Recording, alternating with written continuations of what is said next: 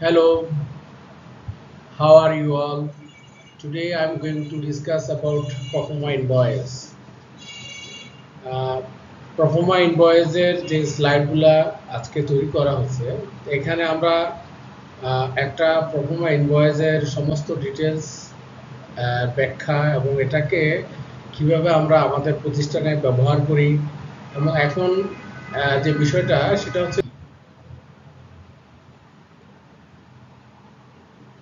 what is Performa invoice? A Performa invoice is a preliminary bill of sales sent to buyers in advance of a shipment or delivery of goods. It is provides details about the goods, including description, quantities, price, and total cost. But it is not a demand for payment. Performa invoices are often used for international trade, custom purpose, or a quotation. তো mainly যে বক্তব্যটা এখানে এসছে pro forma invoice সম্বন্ধে pro forma invoice আমরা সাধারণত প্রতিষ্ঠানের যে কোনো পারচেজের ক্ষেত্রে একজন ভেন্ডর থেকে নিয়ে থাকি অথবা সাপ্লায়ার থেকে নিয়ে থাকি। এখন প্রফর্মা ইনভয়েসের যে টেমপ্লেট যে বিষয়বস্তু থাকতে হবে একটা প্রফর্মা ইনভয়েসে, তো সেটা ভিন্ন হইতে পারে, এটা আইটেম ওয়াইজ ভিন্ন হইতে পারে। সেক্ষেত্রে যেমন কাপড়ের জন্য প্রফর্মা ইনভয়েস একরকম ডিক্লারেশন থাকতে হবে, স্পেয়ার পার্টসের জন্য একরকম ডিক্লারেশন থাকতে হবে, এবং এটা যদি অন্য কোনো আইটেম হয় সেক্ষেত্রে ডিক্লারেশনটা ভিন্ন হতে পারে। সো আমরা যে জিনিসটা চিন্তা করব যে প্রফর্মা ইনভয়েসটা স্ট্যান্ডার্ড কি, তাহলে কি স্ট্যান্ডার্ডের ভিত্তিতে একটা প্রফর্মা ইনভয়েস কাজ করে। যেই স্ট্যান্ডার্ডগুলো না হলে আমরা এটাকে পারফরম্যান্স ইনভয়েস হিসেবে গণ্য করতে পারি না, অথবা পারফর্মা ইনভয়েস হিসেবে গণ্য করলেও সেখানে যে কাজের যে বিষয়টা একটা ডিসক্রিপেন্সি দেখা দেয়। এই ডিসক্রিপেন্সি এড়ানোর জন্য, ডিসক্রিপেন্সি তো থাকবেই, কিন্তু এটা এড়ানো কীভাবে যায় এই বিষয়গুলো নিয়ে আলোচনার জন্য আমি একটা চেকলিস্ট তৈরি করেছি যে একটা পারফর্মা ইনভয়েসে কী বিষয়গুলো থাকতে হবে সেই নিয়ে আজকের আলোচনা। তো আমি অবশ্য অনেকগুলো গুরুত্বপূর্ণ টপিকস নিয়ে কাজ করতেছি, আশা করি এক এক করে আপনাদের সামনে উপস্থাপন করব। আমার এই চ্যানেলকে সাবস্ক্রাইব করে পাশে থাকবেন। আশা করি আপনাদের সাফল্য, আপনাদের এই আমার চ্যানেল থেকে যদি কিছু জানতে পারেন, কিছু শিখতে পারেন, আশা করি আপনারা প্রাতিষ্ঠানিকভাবে এগুলিকে কাজে লাগাবেন। আমার এই ক্লাস টিউটোরিয়াল বলেন অথবা টপিক্সের ডিসকাশন বলেন, যারা আজকে ছাত্র তাদেরও কাজে লাগবে, কারণ তারা ভবিষ্যতে কোনো না কোনো সময় পার্চেজে যাবে, অথবা কোনো না কোনো কিছু তাদের ক্রয় করতে হয়, অথবা তাদেরকে প্রতিষ্ঠানে কাজ করতে হবে। তো একটা জিনিস হলো কি যে এটা ক্রয়ের সাথে সম্পর্কিত, সেই কারণে এই পারফর্মা ইনভয়েসটা অত্যন্ত গুরুত্বপূর্ণ বিষয়, যেখানে টার্মস অ্যান্ড কন্ডিশন অনেক সময় বিবৃত সঠিক মতো থাকে না, অর্থাৎ আমরা যেই রকমভাবে চাই ব্যাখ্যাটা সেরকমভাবে পারফর্মা ইনভয়েসে আসে না, যেই অংশটুকু থাকা দরকার সেই অংশটুকু থাকে না, যার ফলে এটা একটা ডিসক্রিপেন্সি দেখা দেয়। যখন এই ডিসক্রিপেন্সি দেখা দেয় তখন দেখা গেল যে আমাদের এলসি করতে অথবা সাপ্লায়ারকে পেমেন্ট দিতে দেরি হয়ে যায়, আমরা এলসি করতে আরও সময় নিয়ে ফেলি। তো এই বিষয়গুলো কীভাবে, এই জটিলতাগুলোকে কীভাবে এড়ানো যায়, তো সেই নিয়ে আজকের আমাদের একটা চেকলিস্ট। আশা করি এই ভিডিওটা পুরো দেখলে পরে আপনারা উপকৃত হবেন। আশা করি আপনারা আমার ভিডিওটা সম্পূর্ণ দেখবেন। এখানে যদি কোনো অংশ কেটে ছেটে দেখেন সেটা আপনার বিষয়, কিন্তু আমি মনে করি to get more understanding about proforma invoice you should keep watch till the end of the video.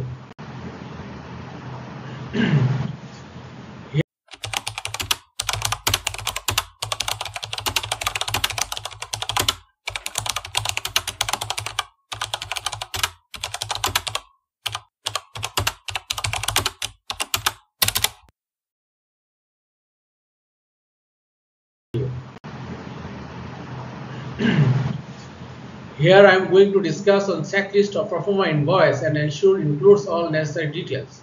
The basic information. What basic information is required in performa invoice? Invoice যে বিষয়গুলো থাকে যে আমরা clear straight the performa invoice। এখন প্রথমে যে ইনভয়েসটা অথবা একটা লেটার হেড প্যাডে যদি কেউ প্রিন্ট দেয়, উপরে যদি টপ শিটে performa invoice কথা না থাকে তাহলে এটা বোঝা গেল না এটা কি উদ্দেশ্যে তৈরি করা হয়েছে। তো এটা অবশ্যই মেনশন করতে হবে। Whoever created the performa invoice, they should mention the pro forma invoice word in the top of the letterhead page. তারপরে দেখা গেল যে ইনভয়েস নাম্বার, এখন pro forma ইনভয়েসের তৈরি করা হলো কিন্তু এটা নাম্বার জেনারেট হলো না। তো it is very necessary to generate a number according to the company prescribed format. What number they are using, they should can put a number, but number has to be there in the pro forma invoice.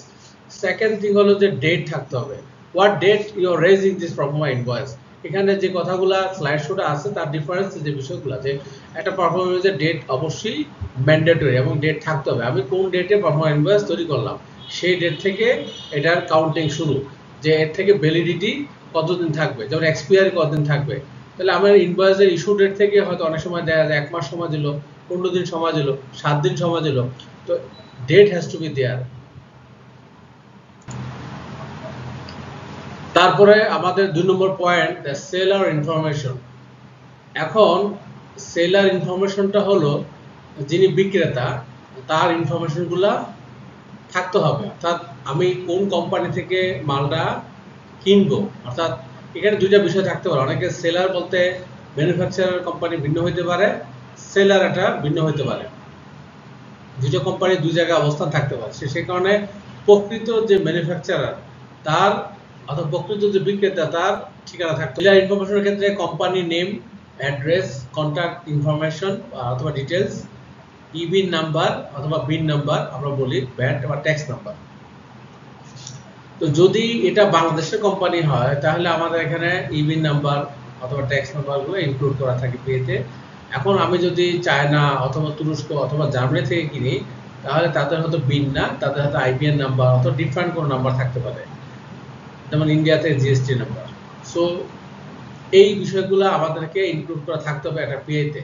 কারণ কি, যে একটা number আইডেন্টিফিকেশনের জন্য খুবই গুরুত্বপূর্ণ যে ওই দেশের রেজিস্টার্ড কোম্পানির উপরে যে নাম্বারটা থাকে, অর্থাৎ এটা হলো ইনকাম ট্যাক্সের উপরে যে রেজিস্ট্রেশন নাম্বার, সেটাই হলো মূলত ভ্যাট অথবা ট্যাক্স থেকে পাওয়া যায়। আমাদের এখানে যে পয়েন্টটা 2 নম্বর, যে সেলার ইনফরমেশন থাকতে হবে একটা পিএতে, প্রপারলি একটা অ্যাড্রেস থাকতে হবে এবং কোম্পানির নাম সহ। 3 নম্বর হলো বায়ার ইনফরমেশন, যিনি ক্রেতা, অর্থাৎ আমি কি কিনবো আমার অ্যাড্রেসটা যদি পূর্ণাঙ্গভাবে না আসে, আমার 5টা ইউনিট থাকতে পারে অথচ সাপ্লায়ার দেখা গেলো ভুল করে আরেক ইউনিটের নামে পিআই জেনারেট করে দিচ্ছে, আবার সেই পিআই কে আবার কারেকশন করে নিয়ে আসতে হয়। তো সেই ক্ষেত্রে communicate as group of company থেকে অনেক ক্ষেত্রে এই সমস্যাগুলো সৃষ্টি বেশি হয়, যে কোন ইউনিটের নামে পিআইটা নিবে সেটা সাপ্লায়ার বলতেছে ওই গ্রুপকে চিনি, ব্যাস ওইরকম ভাবে পিআই জেনারেট করে দিচ্ছে।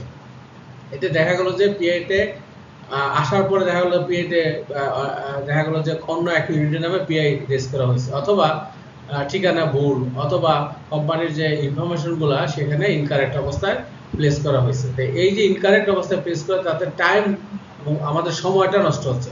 তো সময় নষ্ট হচ্ছে, সময় কি হয়, তাহলে আমার লিড টাইম কমে যাচ্ছে, আমার আমদানিতে সমস্যা হলো। সোর্সিং এ করলাম কিন্তু আমদানিতেও একটা সময় নষ্ট হচ্ছে। এবার আসে 4 নম্বর পয়েন্টে। 4 নম্বর পয়েন্ট আছে শিপিং ইনফরমেশন। এটা খুবই গুরুত্বপূর্ণ ইনফরমেশন। এখানে লেখা আছে consignee the name and address of the consignee buyer applicant receipt of the goods. আমরা এই বিষয়টা বলছি একটু আগে, তারপরে বলি যে আমার এখানে আমি কনসাইনি হিসেবে থাকতে পারি কিন্তু দেখা গেল যে আমার ওয়্যার হাউস ভিন্ন, আমার অ্যাপ্লিক্যান্টের অ্যাড্রেসটা ভিন্ন হতে পারে। তো সেক্ষেত্রে আমিও অন্য একটা থার্ড পার্টি কোম্পানির জন্য সোর্সিং করতে পারি, সোর্সিং করে পিআই নিতে পারি। তো সেক্ষেত্রে অ্যাকচুয়াল যে শিপিং এর যে ইনফরমেশন, কোথায় মালটা শিপ টু এরিয়া, এটাকে ডিফাইন করতে হবে, এপিআই এর ভিতরে থাকতে হবে। তারপর নোটিফাই পার্টি যদি থাকে অ্যাপ্লিকেবল হয়, নোটিফাই পার্টিকে মেনশন করতে হবে। শিপিং মেথড, আমরা এইটা কিভাবে মালটা নিয়ে আসবো, এয়ারে আনবো না সিতে আনবো নাকি রোডে আনবো বা রেলে আনবো, আমার এটা ক্লিয়ারলি একটা ইয়ে থাকতে হবে যে এখানে আমরা শিপমেন্ট মোডটা কি হবে, by air or by sea or by road. তো এই বিষয়গুলো ডিফাইন করা থাকতে হবে পিআইতে। দ্বিতীয়ত বলা হয়েছে ইনকোটার্মস, যেটা খুবই খুবই গুরুত্বপূর্ণ। ইনকোটার্মস ছাড়া একটা পিআই রেজ হয়, এটা অসম্পূর্ণ পিআই। কোনো ইনকোটার্মস যদি না থাকে কোনো পিআইতে, এই পিআই প্রথম চান্সই এটা বাদ, এটাকে বলা হবে না যে এটা পিআই। কেন? ইনকোটার্মস এর উপর ডিপেন্ড করে রিস্ক এন্ড লায়াবিলিটি। তা আমার যে পণ্য এটা যে কোনো একটা অ্যাক্সিডেন্ট হতে পারে, এটা রিস্কটা কে গ্রহণ করবে? আমার পিআইতে যদি ইনকোটার্মস না থাকে তাহলে আমি ফ্রেডটা কিভাবে নেগোশিয়েট করব, আমি কে ফ্রেড দিবে? তো কাজেই একটা পি এর মেইন যে কনসেপ্ট, যে যেখানে পণ্য যদি একটা কনসেপ্ট হয়, যেটা দাম যদি একটা কনসেপ্ট, তাহলে ইনকোটার্মস একটা পার্ট অফ দ্য পিএ, এবং এটা একটা মেজর পার্ট। ইনকোটার্মসটা পিএ তে থাকতে হবে। তাহলে আমরা ইনকোটার্মস এর ক্ষেত্রে যেটা নেগোসিয়েশন হয়েছে বায়ার এবং সেলারের সাথে, এখানে Incoterms specify the Incoterms FOB, CFR, XOR that define the responsibilities of buyer and seller. Incoterms define the responsibility, risks and cost associated with the transportation and delivery goods in international trade, including the agreed upon Incoterms on a pro forma invoice, ensure clarity and avoids misunderstanding between the parties and involved. অর্থাৎ এখানে যে বিষয়টা, যে আমাদের ভবিষ্যতে কোনো প্রকার misunderstanding যাতে না হয় রিস্ক এন্ড কস্ট নিয়ে, তো এই বিষয়গুলোকে এড়ানোর জন্য আমরা এই ইনকোটার্মসটা অবশ্যই পিএ তে দিব, অথবা আমরা চেক করে নেব যখন আমরা পিএ রিসিভ করি সাপ্লায়ার থেকে। Port of loading and final destination, এখানে port of loading and final destination বিষয়গুলো খুবই গুরুত্বপূর্ণ, কারণ আমার মালটা কোন পোর্টে আসতেছে বা কোন পোর্টে নামবে। এটা কি চট্টগ্রাম পোর্ট দিয়ে আসবে, নাকি মংলা পোর্ট দিয়ে আসবে, অথবা এটা কি বেনাপোল পোর্ট দিয়ে আসবে। এখন কথা হলো যে যেহেতু বাংলাদেশে একটাই মেইন পোর্ট চট্টগ্রাম পোর্ট, তো আমরা মূলত দেখবো যে আসলে অথবা কান্ট্রি অফ ডেস্টিনেশন ঠিক আছে কিনা। তো আমি যে আজকের যে লেকচার, এটা হলো যে ইন্টারন্যাশনালি লেকচার, কারণ এটার ক্ষেত্রে দেখা গেল যে দেশের বাইরে যারা থাকবে তারাও এটা থেকে উপকৃত হতে পারে। সো দ্যাট এখানে it's very important to mention the port of loading and final destination, it's called port of discharge. আমরা যেটা বলতে পারি যে of course, it is important necessary to mention both the port of loading and the final destination on a pro forma invoice, especially in international trade. Including these details helps to clarify the logistics of the shipment and ensure that all parties involved in the transaction are aware of the shipping arrangement. Means both the party has to be agreed on this point, that this is your port and we are shipping the consignment to your nominated port or nominated destination. So এটা একটা clarification থাকতে হবে। Shipping mark on pro forma invoice, shipping specially in, আমি কেন shipping মার্কে গুরুত্ব দেই, পিআইতে যদি শিপিং মার্কটা থাকে, যাই থাকুক, তো এটা একটা গুরুত্বপূর্ণ, এটাকে প্রোডাক্ট আইডেন্টিফাই করে। পোর্টের ক্ষেত্রে যখন মালটা নামে, আমরা তখন বুঝতে পারি যে আসলে পোর্টে যখন মালটা নামে, আমরা তখন বুঝতে পারি যে এটা কি নামে মালটা আসছে, আমাদের শিপিং মার্কটা এই জন্য খুব গুরুত্বপূর্ণ। না হলে এটা মিক্সিং হয়ে যায়। যদি কনসাইনমেন্টে এফসিএল হয় কোনো সমস্যা, যদি এলসিএল হয় তাহলে এটা খুঁজে পেতে কষ্ট হয়। যাই হোক, শিপিং মার্ক একটা গুরুত্বপূর্ণ বিষয়, এবং বাংলাদেশের কাস্টমসের নিয়ম অনুসারে 3% শিপিং মার্ক থাকতে হবে প্রত্যেকটা কনসাইনমেন্টের ক্ষেত্রে। এখানে কি বলা হয়েছে, শিপিং মার্কেটে বলা হয়েছে on a pro forma invoice, especially in international trade, shipping marks are important for identifying and handling the goods during transportation, storage and custom clearance. They help ensure that the goods reach the correct destination without confusion or delay. So Bangladesh custom and regulatory compliance, আমি যদি মনে করি যে shipping marks are often required by custom authorities to match the physical goods with the accompanying documentation and detailed spec list. This helps the correct shipment. তো যাই হোক, বাংলাদেশের ক্ষেত্রে এখানে কিছু বলা আছে। বাংলাদেশের যে বিষয়টা, বাংলাদেশের প্রেক্ষাপটে দেখা গেল যে যদি শিপিং মার্ক না থাকে, কান্ট্রি অফ অরিজিন ডিক্লারেশন না থাকে, সঠিক গ্রস ওয়েট নেট ওয়েট না থাকে মেনশন করা, কাস্টমস অ্যাক্ট 2023 সালে যে আইনটা আছে বর্তমানে, এই আইনের বিধান মতে আমাকে 400% মতো জরিমানা করতে হবে মিস ডিক্লেয়ার আওতায়। তো কাজেই শিপিং মার্ক থাকাটা খুবই গুরুত্বপূর্ণ, এবং এটাতে শিপিং মার্কের সাথে ডিটেইল প্যাকিং লিস্টের সামঞ্জস্য থাকতে হবে। অর্থাৎ আমার ডিটেইল প্যাকিং লিস্ট থাকলে একরকম, শিপিং মার্ক হয়ে গেল আরেক রকম, তাহলে কাস্টম এটাকে অ্যানোনিমাস হিসেবে আমাকে একটা মামলা অথবা একটা ফাইন পেনাল্টিতে নিয়ে যাবে। তো এই ধরনের কনফিউশনগুলো অ্যাভয়েড করার জন্য আমাদেরকে অবশ্যই শিপিং মার্কের সাথে ডিটেইল প্যাকিং লিস্ট এবং ডকুমেন্টেশনে যাতে মিল থাকে সেই বিষয়গুলো এনশিওর করতে হবে। Product details, description of goods Description of goods means clear and detailed description of each item. So product details description of goods, clear and detailed description each item including specification, model number and any other relevant details. এই বিষয়গুলো product ডেসক্রিপশনের ক্ষেত্রে থাকতে হবে। Product ডেসক্রিপশনের সাথে SS code is a very very important, কারণ SS কোডের যে বিষয়টা একটু আগে বলছি ইনকোটার্মস, এখন আমি বলতেছি এসএস কোড। বাংলাদেশের প্রেক্ষাপটে হারমোনাইজড টেরিফ কোড যেটা যে এসএস কোডের যে সিস্টেম, এখানে আমরা দেখা গেল যে প্রথম 6 ডিজিট বর্ণনায় যদি ঠিক থাকে তাহলে আপনি হয়তো মামলা থেকে বাঁচতে পারবেন, কিন্তু পরে 2 ডিজিটে যদি সমস্যা থাকে তার মানে এটা পিওরলি আমাদেরকে চিন্তা করতে হবে যে কিভাবে আমরা কারেক্ট এসএস কোড ডিক্লেয়ার করব আমাদের ডকুমেন্টেশনে। তাহলে আমি পিআই থেকে আগে শুরু করতে হবে বর্ণনার সাথে, যেন আমার পিআই তে এসএস কোডের ডিক্লারেশনটা ঠিক থাকে। তাহলে আমরা যেটা বলতে যাচ্ছি আমাদের বর্ণনায় SS code, the harmonized system code for each product to classify the goods for custom purpose. As you know, according to Bangladesh Custom Rules 2023, Section 33, for any misdeclaration on invoice, the fine and penalty amount is 200% to 400% on FOB value, which is maximum amount. If misdeclaration found by custom authority in Bangladesh also, the consignment will be delayed release. আচ্ছা, যদি বাংলাদেশের customs আমাদেরকে মিসডিক্লেয়ার আওতায় পায় কোনো মাল, অর্থাৎ অ্যাসেসমেন্টে গিয়ে এক্সামিনে গিয়ে, তাহলে আমাদেরকে মিসডিক্লেয়ার মামলা দিতে পারে। এই মামলার ক্ষেত্রে দেখা গেল যে আমার এই পণ্যটা হাতে পাইতো সময় নেবে, সেক্ষেত্রে যারা কমার্শিয়াল ইম্পোর্টার আছে গার্মেন্টস ট্রেডের বাইরে, তাদেরকে বেশি সতর্ক থাকতে হবে যে আমরা যে ডিক্লারেশনটা দিচ্ছি এক্ষেত্রে পণ্যের যে বর্ণনা অর্থাৎ মালের সাথে প্রকৃত মাল এবং এসএস কোডের সাথে মিল আছে কিনা।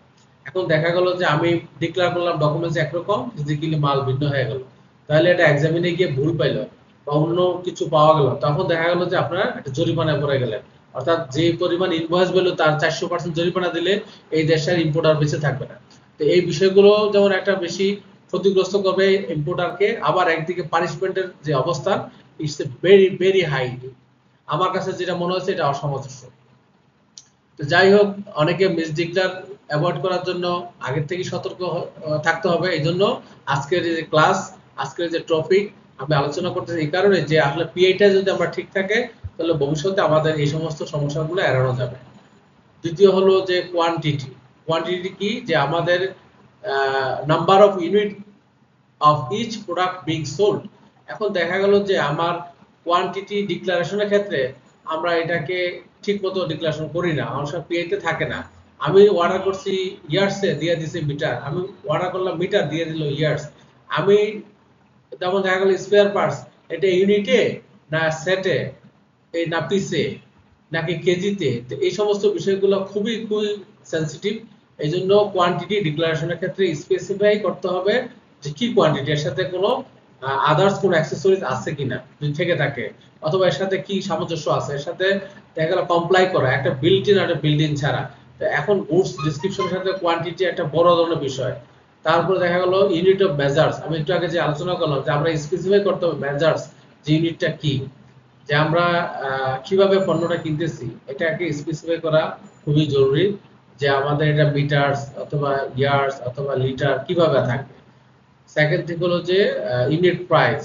প্রাইসের ক্ষেত্রে অনেক সময় দেখা গেছে আমাদের ভুল ত্রুটি হয়। তো ভুল ত্রুটি হয় এই কারণে যে আমরা প্রাইসটাকে কিভাবে নিব, অর্থাৎ আমরা এদের প্রাইসের যোগফল লিখে দেখা গেল যে অটো সামেশন আসলো না, অটো কোনো ম্যানুয়ালি করে দিছে, ভুল একটা প্রাইস চলে আসছে। তো এই ক্ষেত্রে আমাদেরকে হিসাব করে বা চেক করে দেখতে হবে পিআই পাওয়ার পরে যে প্রাইস ঠিক আছে কিনা। তারপর টোটাল প্রাইস পার প্রোডাক্ট যোগফলে গিয়ে, যেটা আমি একটু আগে বললাম যে টোটাল অ্যামাউন্ট ইচ লাইন, এটা অনেক সময় যোগফল ঠিক মতো আসে না, এটা ভুল হইতে পারে সাপ্লায়ার থেকে। এই বিষয়গুলো সতর্ক থাকতে হবে। কারেন্সি, দেখা গেল যে অনেক ক্ষেত্রে আমরা অর্ডার করলাম ইউরোতে কিন্তু কারেন্সি দিল ইউএসডি, অথবা ইউএসডি দিলাম ইউরোতে চলে আসলো। এই বিষয়গুলো একটু খেয়াল রাখতে হবে, সতর্ক থাকতে হবে পিআই ক্ষেত্রে। Financial details, total amount, sum of all lines item or line item showing the total value of goods, এটা যেটা বললাম এটাকে যে টোটাল অ্যামাউন্টটা ঠিকমতো আসতে হবে। ডিসকাউন্ট যদি কোনো ডিসকাউন্ট থেকে থাকে সেগুলি, ট্যাক্স থাকলে ট্যাক্স, ফ্রেট অ্যান্ড ইন্স্যুরেন্স। এটা খুবই গুরুত্বপূর্ণ। বাংলাদেশ ব্যাংকের একটা নতুন সার্কুলার আছে ফ্রেটের উপরে, যে এখন থেকে আমাদের ইনভয়েসে ফ্রেটের অ্যামাউন্টটা দেখাতে হবে, অর্থাৎ এটা যেন কমপ্লাই করে with current rate, with the market rate, spot রেটে যা আছে সেজন্য তার সাথে যেন কমপ্লাই করে যে ফ্রেটের অ্যামাউন্টটা কি হবে। ফ্রেট ডিক্লারেশনের ক্ষেত্রে আমরা কিভাবে ডিক্লেয়ার করব, অর্থাৎ এই ফ্রেট ডিক্লারেশন যেন বেশি না হয় আবার কমও না হয়, অর্থাৎ স্ট্যান্ডার্ড বাংলাদেশে যে বর্তমানে প্রচলিত যে ফ্রেট ব্যবস্থা এটার সাথে সামঞ্জস্য, অর্থাৎ আমি চারা থেকে এখন ফ্রেট কি আছে এটাকে চেক করে নিতে হবে। তারপর দেখা গেল যে grand total, total amount payable including all charge and taxes, তাহলে সে এটা দেখাতে হবে টোটাল পেবল কত, তাহলে এপিআই তে থাকতে বিষয়। 7 নম্বর পয়েন্ট হলো আমাদের payment terms.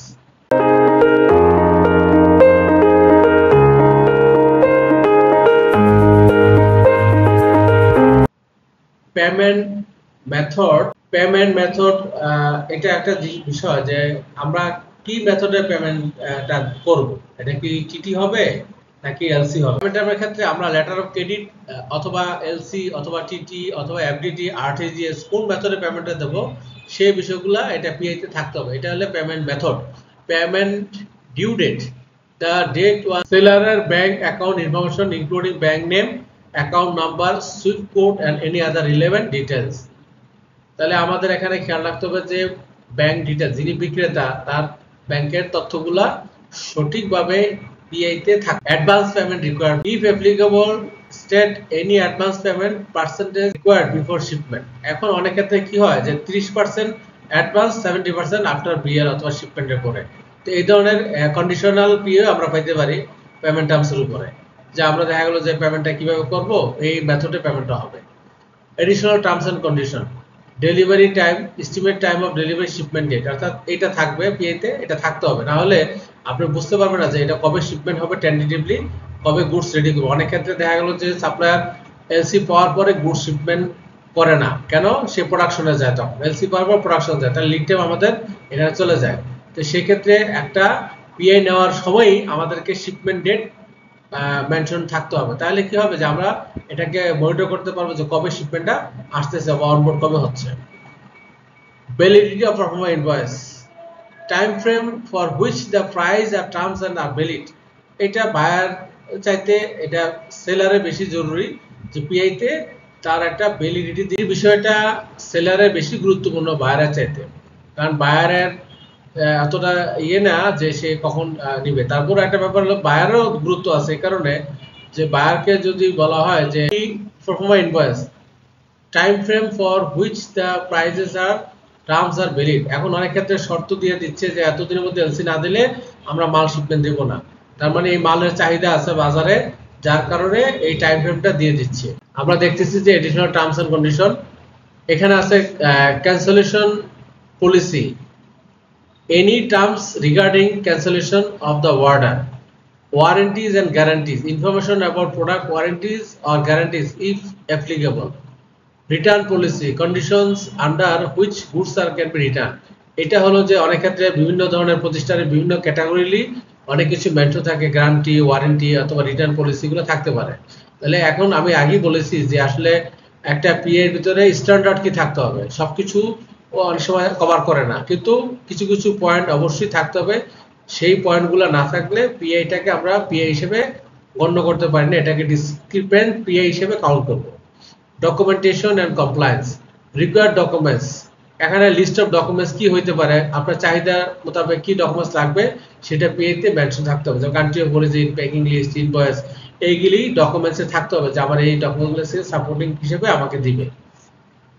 Compliance is necessary, যদি কোনো প্রকার আদার বেনিফিশিয়ারি সার্টিফিকেট লাগে অথবা এক্সপোর্ট লাইসেন্স বা অন্য আদার্স কোনো সার্টিফিকেট লাগে।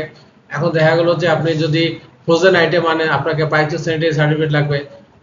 তো এখন এই স্পেশাল যে কিছু আইটেমের ক্ষেত্রে আমরা যে বিষয়গুলো মেনটেন করব সেটা হচ্ছে যে একটা পিআই ডিপেন্ড করে এই প্রোডাক্টের সোর্সিং এর উপরে। সোর্সিং কি, যে আমি কোন প্রোডাক্ট সোর্স করতেছি এটার উপর পিআই এর যে টার্মস এন্ড কন্ডিশন ডিপেন্ড করবে।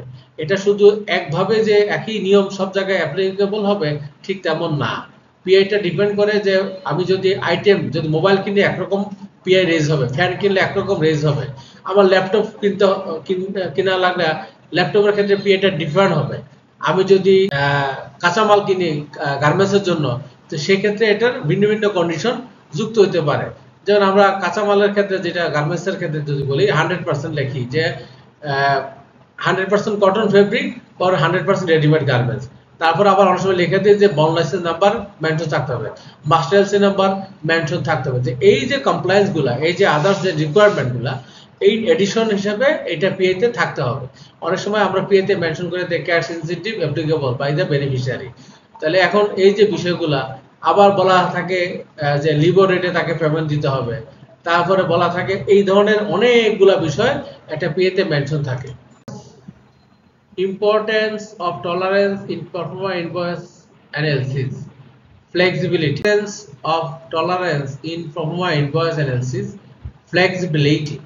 Tolerance allows for practical flexibility in international trade, accommodating minor discrepancies that might naturally occur due to factors like manufacturing variation, packing differences, or weight fluctuation.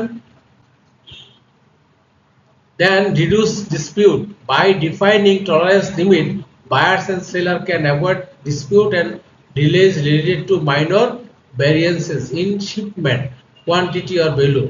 This helps ensure smooth transaction. Compliance with trade practice.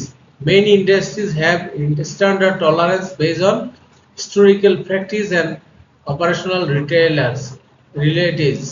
Including these tolerance in performer invoice analysis ensure compliance with the industry norms.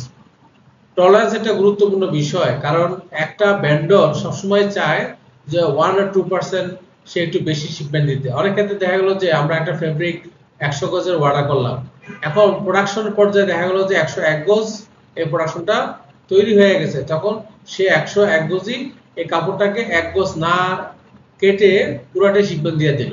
তো সেক্ষেত্রে টলারেন্সটা থাকলে কি হয়, আমার প্রয়োজনও থাকতে পারে, আবার এটাকে যদি কমপ্লাই করা না হয় জটিলতার সৃষ্টি হয়। তো সেক্ষেত্রে টলারেন্সটা একটা ইম্পর্টেন্ট বিষয়। Country of origin. Country of অরিজিনটা খুবই গুরুত্বপূর্ণ পিআই তে থাকার জন্য। যে yes, it is advisable and often necessary to mention the country of origin on a performer invoice. Including this information serves several important purposes and particularly in the international trade. যে reason আমরা যেটা reasons to mention the country of origin on a performer invoice, কি কারণে আমরা country of origin আমরা mention করব বা এটা কেন থাকতে হবে। কাস্টমসের এন্ড ইম্পোর্ট রেগুলেশন যে বিষয়টা আছে, কাস্টমসের যে বিধিবিধানগুলো আছে সেইটাকে কমপ্লাই করার জন্য এটা দরকার। এক একটা কান্ট্রিতে এক এক ধরনের কাস্টমসের রিকোয়ারমেন্ট থাকে। বাংলাদেশের প্রেক্ষাপটে কান্ট্রি অফ অরিজিন খুবই গুরুত্বপূর্ণ, যেটা না হলে মাল ক্লিয়ারে করা যায় না, আমাদের মিস ডিক্লেয়ার করতে হয় কান্ট্রি অফ অরিজিন মেনশন নাই, এটা কোন কান্ট্রি তৈরি অথবা কোন কান্ট্রি থেকে এটা তৈরি করা হয়েছে। তো সেক্ষেত্রে এইটা ডিউটি অনেক ক্ষেত্রে ট্যারিফ চেঞ্জ হয়ে যায়। এক এক কান্ট্রির সাথে ব্যবসায়িক যে সম্পর্ক, এই সম্পর্কের কারণে আমাদের এখানে ট্যারিফের ক্ষেত্রে হেরফের হয়। সেক্ষেত্রে কান্ট্রি অফ অরিজিন একটা vital role play. Agreement and tariff, product labelling and certification, compliance with buyer requirement, insurance and risk assessment. এই বিষয়গুলো পুরাটাই মানে আমি পুরা ডিটেইলসে না গিয়ে শুধু একটু বলি যে পারফর্মার ইনভয়েসে কান্ট্রি অফ অরিজিন যদি কমপ্লাই করা না হয় তাহলে আমাদের অনেক ধরনের জটিলতার সৃষ্টি হতে পারে। Trade and agreement tariff. The country of origin is a crucial in the determining if goods qualify for preferential tariff treatment under free trade agreement (FTA) or other trade agreement. For example, goods originating from countries in a regional trade blocs like European Union, NAFTA, USMCA may be eligible for reduced or zero tariff. Including this origin helps importer exporter take advantage of this benefit and correctly calculate the landed cost of goods. তো এই বিষয়গুলোর জন্যই origin, certificate of origin আর country of origin এই বিষয়গুলো আমাদের জরুরি এবং মেনশন করা থাকতে হবে বিয়েতে। Product labelling and certification, Many countries require product to be labeled with their country of origin. This is especially true for food product. এখন আমরা যে সমস্ত প্রোডাক্টগুলো ইম্পোর্ট করি অনেক সময় দেখা গেল যে একটা পিএতে 10টা কান্ট্রির পিএ ফর্মা ইনভয়েস চলে আসে, অর্থাৎ এক পিএ দিয়ে 5টা 6টা কান্ট্রি থেকে আইটেমগুলো কম্বাইন করে একটা পিএ আমাদেরকে প্লেস করা হয়। তাহলে অবশ্যই যেটা যে কান্ট্রির তৈরি সেই কান্ট্রিকে মেনশন করতে হবে। যেমন দেখা গেল যে আমরা যদি 10টা ল্যাপটপের কথা বলি, তো একটা হলো কান্ট্রি বলে যে জাপানি ল্যাপটপ, কোনটা চায়নার, কোনটা জার্মানি, কোনটা ইটালি, কোনটা আমেরিকা। এরকম ভাবে যদি হয় কোনো অসুবিধা নাই, কিন্তু একটা পিএইতেই থাকতে পারবে 5টা অরিজিন, কোনো বিষয় না, কিন্তু অরিজিনগুলো থাকতে হবে যে কোনটা কোন অরিজিনের। তাহলে এইটার ডিপেন্ড করবে যখন এই চট্টগ্রাম বন্দরে মালটা আসলো, বলো যে ঠিক আছে আমাদের সাথে তো আমেরিকার সাথে ফ্রি ট্রেড এগ্রিমেন্ট, তাহলে এটার ডিউটি টেরিফ যদি অ্যাপ্লিকেবল হয় ওইটা ডিউটি দেওয়া লাগবে না, কারণ তাদের সাথে প্রিফারেন্সিয়াল এগ্রিমেন্টের ব্যাপার আছে। প্রিফারেন্সিয়াল টেরিফ এগ্রিমেন্টের সুবিধাগুলো তখন নেওয়া যাবে। তো দ্বিতীয় হলো কমপ্লায়েন্স উইথ বায়ার রিকোয়ারমেন্ট। এখানে buyers often require the country of origin to be specified on the proforma invoice to verify that the goods meet their sourcing policies, which may include ethical sourcing, sustainability criteria, or compliance with specific regulation. Knowing the country of origin can also affect a buyer purchasing decision, particularly if they prefer or are restricted or sourcing product of the certain origin. এখন দেখা গেল যে compliance with the buyer requirement, এখন বায়ারের কিছু requirement থাকে যে তুমি এখন রাশিয়া থেকে কোনো মাল কিনতে পারবে না, প্রোডাক্ট কিনতে পারবে না। তাহলে এই যে একটা রিকোয়ারমেন্ট থাকতে পারে, অথবা তুমি চায়নার অমুক কোম্পানি থেকে মাল কিনতে পারবে, এটা স্যাংশনের আওতায় আছে। ইরানের অমুক কোম্পানি থেকে তুমি মাল কিনতে পারবে না, এটা স্যাংশনের আওতায় আছে। সো দ্যাট এইটা বায়ারের থেকে একটা কমপ্লায়েন্স থাকতে পারে। এটা ফাইন্যান্সিয়ালি ইম্প্যাক্টের কারণে হতে পারে, অথবা স্যাংশন থাকতে পারে, অথবা কোনো হিডেন কোনো ব্লক লিস্টেড কোনো থাকতে পারে। যে বাংলাদেশের সাথে যেমন অনেক ব্যাংকের সাথে আরএমএ নাই, আরএমএ না থাকার কারণে অনেক ক্ষেত্রে আমরা এলসিও ট্রান্সফার করতে পারি না। তো এইটা একটা ডিফারেন্ট টপিক, আরএমএ কি। এখন দেখা গেল যে আরএমএ না থাকার একটা সম্পর্ক, তার সাথে ব্যাংকের সাথে কোনো ব্যাংকিং নাই, অর্থাৎ ডাইরেক্টলি কোনো সম্পর্ক না থাকাতে আমরা আসলে এলসি ট্রান্সমিট করতে পারি না বা এলসি রিসিভ করতে পারি, থার্ড ব্যাংক ইউজ করে আবার এলসি রিসিভ করতে হয়। তো এই বিষয়গুলো একটা বিষয়। তো সেখানে আমরা যদি এখানে দেখি যে কমপ্লায়েন্স আছে, যে আমরা ইচ্ছা করলেই সবার সাথে ব্যবসা করতে পারি না, সব কান্ট্রির সাথে ইম্পোর্ট বা এক্সপোর্ট হয় না, এটাই হলো রাজনীতি, এবং এটাকে জিও পলিটিক্সও বলতে পারেন। এখানে আরো বিষয় হলো যে প্রেফারেন্সিয়াল টেরিফ ট্রিটমেন্ট, এটার আওতায় অনেক কিছু, যে আমার রুলস অফ বিজনেসের আওতায় আমরা সারা বিশ্বে ব্যবসাগুলো পরিচালিত হয়। অর্থাৎ এক এক কান্ট্রির সাথে বাণিজ্য বৈষম্য চিন্তা করে এক এক ধরনের টেরিফ ব্যারিয়ার সৃষ্টি করা হয়, কোথাও ডাবল, কোথাও সিঙ্গেল, অথবা কোথাও ব্যবসাকে স্মুথ করা হয়। এগুলি ডিপেন্ড করে সরকার টু সরকারের উপরে, আন্তঃসম্পর্কের উপরে। এবার আসি ইন্স্যুরেন্স এন্ড রিস্ক অ্যাসেসমেন্ট।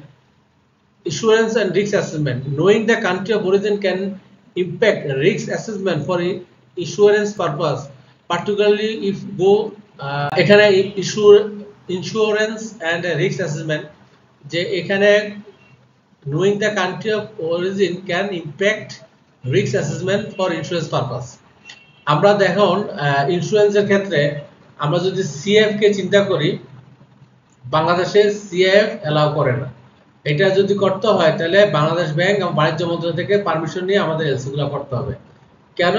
আমাদের দেশে যে ইন্স্যুরেন্স পলিসি, আমরা ধরেন আমেরিকা থেকে যদি কোনো প্রোডাক্ট ইম্পোর্ট করি, তাহলে আমেরিকার যে ইন্স্যুরেন্স পলিসি, এটা কখনোই বাংলাদেশে ইন্স্যুরেন্স পলিসি বা আইন দিয়ে আমরা আমেরিকা থেকে আমেরিকান ইন্স্যুরেন্সের সাথে কভারিং করে আমাদের সেই লস বা ক্ষতিটা আমরা পোষায় নিতে পারবো না। কারণ দেখা গেল যে আমেরিকান যে স্ট্যান্ডার্ড, যে ইন্স্যুরেন্স স্ট্যান্ডার্ড, সেটার সাথে আমাদের স্ট্যান্ডার্ডটা মিলল না, তখন দুই দেশের সাথে একটা সম্পর্কের ক্ষেত্রে বাণিজ্য সমস্যা সৃষ্টি হতে পারে। সে কারণে ইন্স্যুরেন্সের ক্ষেত্রে এটা খুবই সেন্সিটিভ, যে দেখতে পাবো যে ইন্স্যুরেন্স এন্ড রিস্ক অ্যাসেসমেন্টটা কি পর্যায়ে আছে। অর্থাৎ এই জন্য ইনপুট যখন সেট করা হয় তখন চিন্তা করা হয়, যেমন সিএফআর আমরা সেট করি, এটা পোর্ট টু পোর্ট, অর্থাৎ এই জন্য আমরা ইন্স্যুরেন্স ইম্পোর্টের ক্ষেত্রে ম্যান্ডেটরি, এবং বাংলাদেশের ক্ষেত্রে আমরা সিএফএ ভিত্তিতে কোনো এলসি ডিসকাস করা হয়। এনশিওরিং অ্যাকুরেসি ইন ফাইনাল ডকুমেন্টেশনের ক্ষেত্রে যেন অ্যাকুরেসি থাকে সেটা এনশিওর করা একটা পার্ট অফ দ্য পিএ, পিএতে এটা থাকতে হবে। আমার টপিকস আর ফাইনাল স্টেজে আমরা এখন দেখবো যে সিগনেচার এন্ড অথরাইজেশন। দেখা গেল যে এটা পিআই রেজ হলো, এখানে সিল সাপোর্ট ছাড়াই পিআইটা চলে আসলো, অর্থাৎ এখানে কোনো চপ নাই, সিল নাই, যিনি ভেন্ডর, যিনি আমাদেরকে সাপ্লাই করবে তার কোনো সই সিল নাই, তিনি কি যে agree all this terms and point, এটা শেষ আন্ডারস্ট্যান্ড করলো না, সে সই না করে পিএ পাঠিয়ে দিল, আমরা এদিকে এলসি করে দিলাম, পরবর্তী বলো না আমি তো এটা এগ্রি না, এই পয়েন্টটা চেঞ্জ করতে হবে, তাহলে আবার অ্যামেন্ডমেন্টে যায়, অ্যামেন্ডমেন্টে যাওয়ার ক্ষেত্রে আবার এলসি কস্ট হয়। এখানে টেকনিক্যাল অনেক প্যারামিটার আছে একটা পিএ এর সাথে, এবং একটা পিএ দিয়ে ব্যবসা শুরু হয় এবং ব্যবসা শেষ হয় পিএ দিয়ে, কারণ এই পিএটা দিয়েই আমাদের ব্যবসাটা স্টার্ট করি, আমরা এলসি ওপেন করি অথবা টিটি করি বা পেমেন্ট যেভাবে হোক দেই। আবার দেখা গেল যে এই পিএটা দিয়ে আমাদেরকে কাস্টমস থেকে পণ্য ক্লিয়ার করতে হয়, খালাস করতে হয়। তো আমাদেরকে পিএটাকে সুন্দরভাবে পাইতে গেলে উপরোক্ত যে ডিসকাশনগুলো করা হলো এদিকে আমাদেরকে সচেষ্ট থাকতে হবে, খেয়াল রাখতে হবে এবং এই পয়েন্টগুলোকে আরো বেশি মাথায় রাখতে হবে। তো আমার আরেকটা ভিডিওতে আমরা পিএইটে কতগুলা বিষয় নিয়ে আলোচনা করব, আশা রাখি আপনাদের প্রত্যেকের সুস্থতা কামনা করে আজকের মতো এখানে বিদায় নিচ্ছি।